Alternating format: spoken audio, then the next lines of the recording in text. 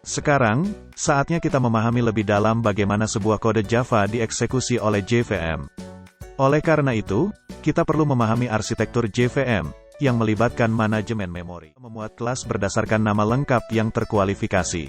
Jika kelas loader induk tidak dapat menemukan sebuah kelas, ia mendelegasikan pekerjaan ini ke subkelas loader. Jika subclass loader terakhir pun tidak dapat memuat kelas tersebut, maka akan menghasilkan no class defound error atau class not found exception.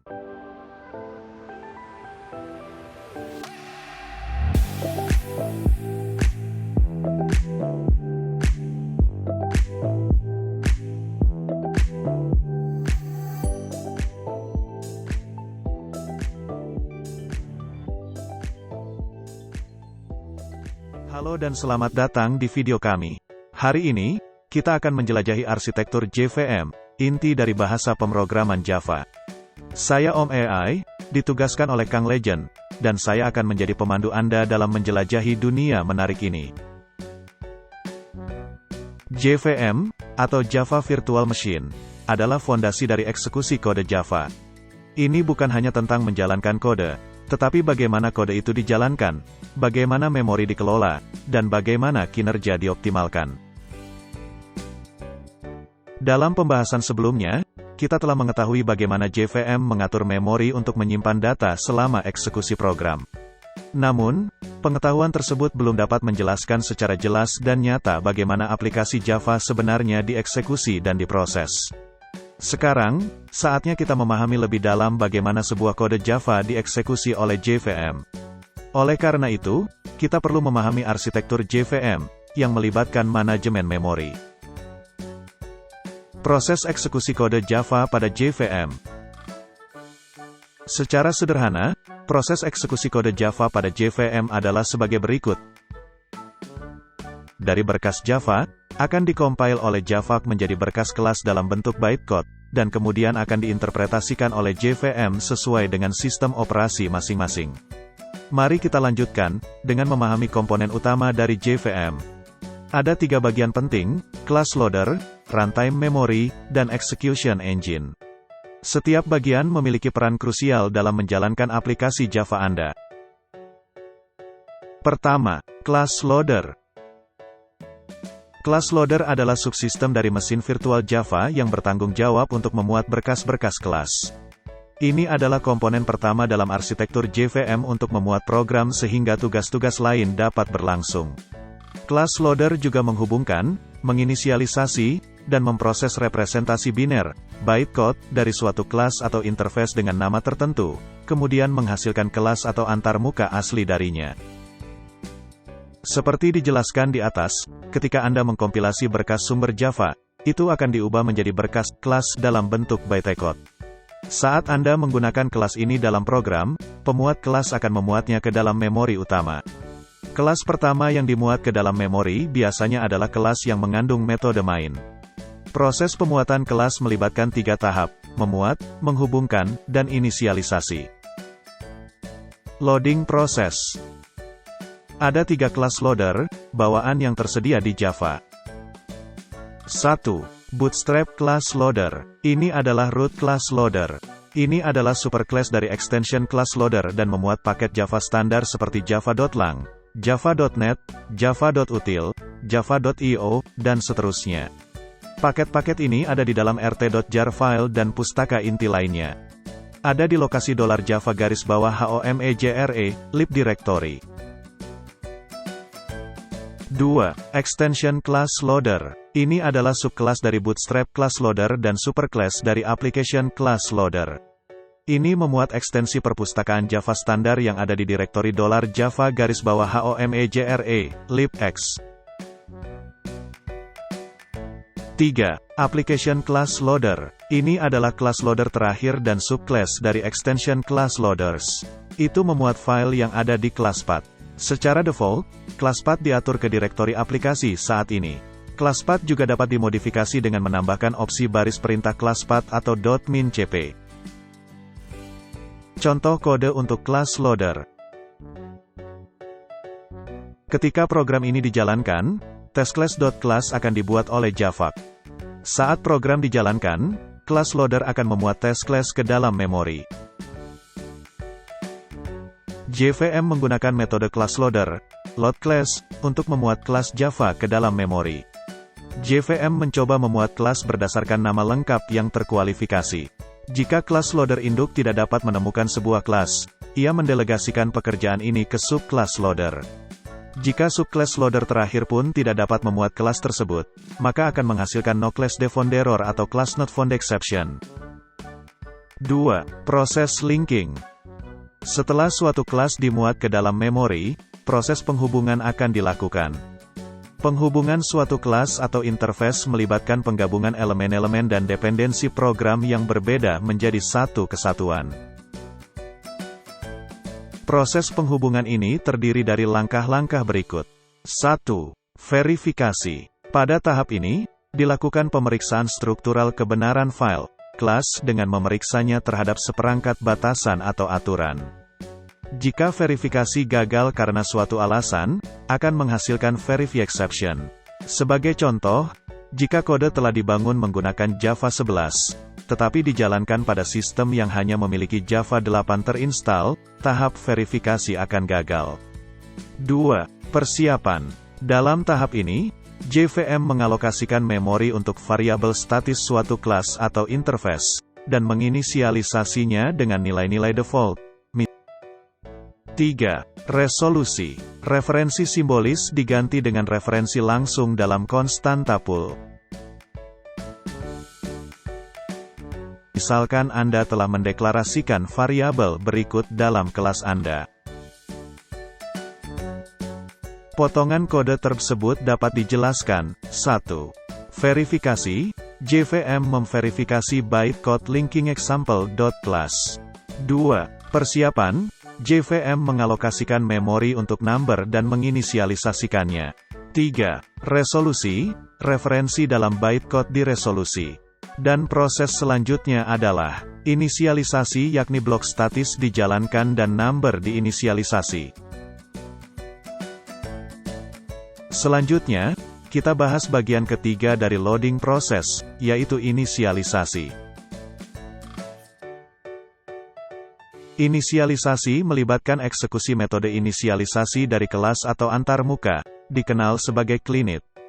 Ini dapat mencakup pemanggilan konstruktor kelas, eksekusi blok statis, dan penugasan nilai pada semua variabel statis. Hal ini merupakan tahap terakhir dalam proses loading kelas.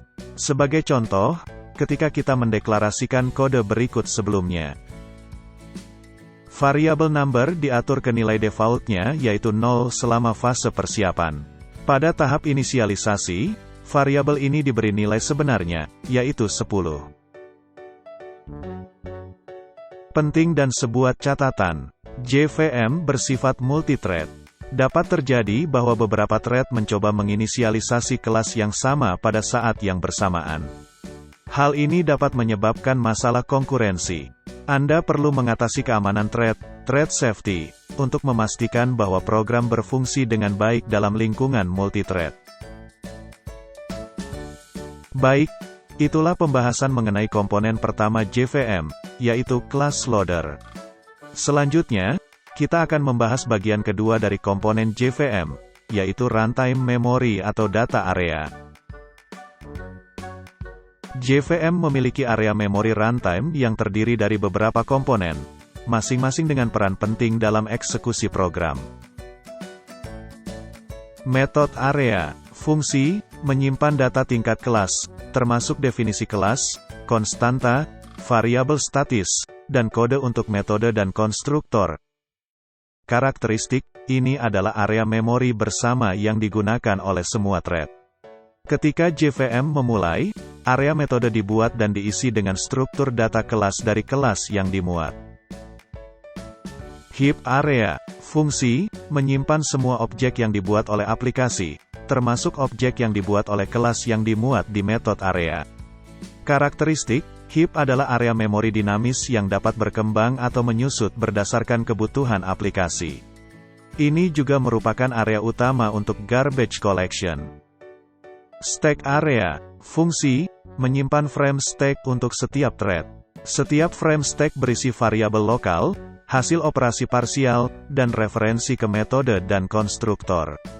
Karakteristik, stack area bersifat thread private. Artinya setiap thread memiliki stack area yang terpisah yang tidak dapat diakses oleh thread lain. PC Register. Fungsi, menyimpan alamat instruksi saat ini yang sedang dieksekusi oleh thread. Karakteristik, setiap thread memiliki PC Register sendiri. Ini memungkinkan JVM untuk melacak instruksi mana yang sedang dieksekusi oleh setiap thread.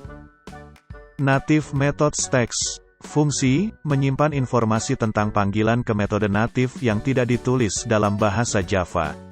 Karakteristik, mirip dengan stack area, tetapi khusus digunakan untuk metode natif yang biasanya ditulis dalam bahasa seperti C atau C++. Contoh kode, pada penggunaan heap dan stack memory. Berikut adalah penjelasannya. Pada heap memory, objek dengan nama sample objek dan variabel instansnya dengan nama value disimpan di heap area. Heap menyimpan data yang hidupnya lebih lama dan diakses oleh berbagai thread. Pada stack memory, ketika metode main dan calculate_sum dipanggil, frame stack dibuat di stack area untuk setiap metode tersebut. Frame ini menyimpan variabel lokal, local value, param, dan result, dan referensi ke objek, sample. PC Register, saat program dijalankan, PC Register menyimpan alamat instruksi saat ini yang sedang dieksekusi oleh thread. Selanjutnya, kita akan membahas komponen ketiga dari JVM, yaitu Execution Engine. Execution Engine adalah komponen inti dari JVM yang bertanggung jawab untuk menjalankan bytecode yang dimuat ke dalam memori utama. Berikut kita bahas satu persatu bagiannya. 1. Interpreter. Fungsi, membaca dan menjalankan setiap instruksi bytecode secara berurutan.